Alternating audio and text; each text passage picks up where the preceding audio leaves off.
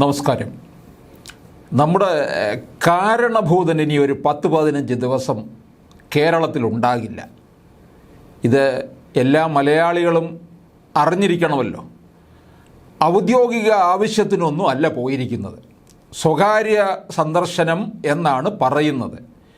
അദ്ദേഹത്തിൻ്റെ മകൻ അവിടെയാണല്ലോ. എപ്പോഴും രാഷ്ട്രീയ ചിത്രത്തിലൊക്കെ നിറഞ്ഞു നിൽക്കുന്നത് മകളാണ്.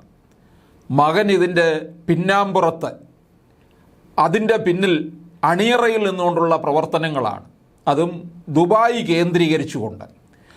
അദ്ദേഹം അമേരിക്കയിലുമൊക്കെ സന്ദർശനം നടത്തിക്കഴിഞ്ഞ് തിരികെ ദുബായ് വഴിയാണല്ലോ വരവും. അങ്ങനെ അവിടുത്തെ വരവിൽ പല പ്രാവശ്യം പലതരത്തിലുള്ള ദുരൂഹതകളൊക്കെ തന്നെ പലരും ആക്ഷേപമായിട്ട് ഉന്നയിക്കുകയുണ്ടായി. ഇപ്പോൾ ഈ സ്വകാര്യ സന്ദർശനത്തിന് പിന്നിലും ഇത്തരത്തിലുള്ള എന്തെങ്കിലും കാര്യങ്ങൾ ഉണ്ടാകും. കാരണം പല കേസുകളും കത്തി അങ്ങനെ നിൽക്കുകയാണ്.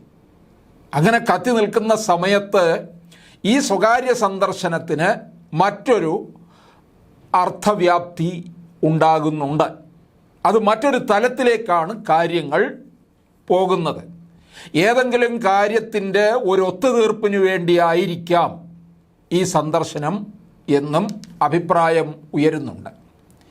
കഴിഞ്ഞ ദിവസം രാവിലെ കൊച്ചിയിൽ നിന്നാണ് ദുബായിലേക്ക് പോയത്. സ്വകാര്യ സന്ദർശനത്തിൻ്റെ ഭാഗമായിട്ടാണ് യാത്രയെന്ന് പറയുന്നു. മകനെയും കുടുംബത്തെയും അദ്ദേഹം സന്ദർശിക്കും. 2 ആഴ്ചയിൽ കൂടുതൽ സമയം ഉണ്ടാകുമെന്നാണ് വിവരം. അപ്പം മറ്റേതെങ്കിലും രാജ്യങ്ങൾ മുഖ്യമന്ത്രി സന്ദർശിക്കുമോ എന്ന കാര്യത്തിലും വ്യക്തതയില്ല. അതുപോലെ മരുമകന് റിയാസും ഭാര്യ വീണയും കൂടെ ദുബായിലേക്ക് പുറപ്പെട്ടിട്ടുണ്ട്. അപ്പോൾ ഇതെല്ലാം കൂടി ചേർത്താണ് വായിക്കേണ്ടത്. മാസപ്പടി കേസ്, ഇങ്ങനെ നിരവധി കേസുകൾ ഇങ്ങനെ തലയ്ക്ക് മീതെ നിൽക്കുകയാണ്. അതുകൊണ്ട് ഈ യാത്രയുടെ പിന്നിൽ ഇത്തരത്തിലുള്ള ചില നീക്കുപോക്കുകൾ നടത്താനുള്ള സാഹചര്യം ഉണ്ടാകുന്നുണ്ട്. അപ്പോൾ അതിനകത്ത് വരികൾക്കിടയിൽ കൂടെ വായിച്ചു പോകേണ്ടിയിരിക്കുന്നു എന്നുള്ളതാണ്. ദുബായിക്ക് പുറമെ ഇന്ത്യാനോഷ്യയിലും സിംഗപ്പൂരിലും റിയാസും വീണയും സന്ദർശനം നടത്തും. അവർ 19 ദിവസത്തേക്കാണ് യാത്രാ അനുമതി തേടിയിരിക്കുന്നത്.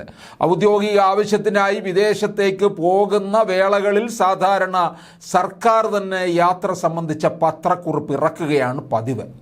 സ്വകാര്യ സന്ദർശനമായതിനാൽ മുഖ്യമന്ത്രിയുടെ യാത്ര സംബന്ധിച്ച ഔദ്യോഗിക അറിയിപ്പൊന്നും തന്നെ പുറത്ത് വന്നിട്ടുമില്ല. അപ്പോൾ എന്തായാലും കാരണഭൂതൻ്റെ ഈ 10-15 ദിവസത്തെ ഇവിടുത്തെ ഒരു ശൂന്യത എന്ന് പറയുന്നത് അതൊരു വല്ലാത്ത വിഷമം ഉണ്ടാക്കുന്നുണ്ട് നമ്മുടെ സഖാക്കന്മാർക്ക് എല്ലാം തന്നെ. അപ്പോൾ എന്തായാലും പോയി വരട്ടെ, ശുഭയാത്ര ആശംസിക്കാം.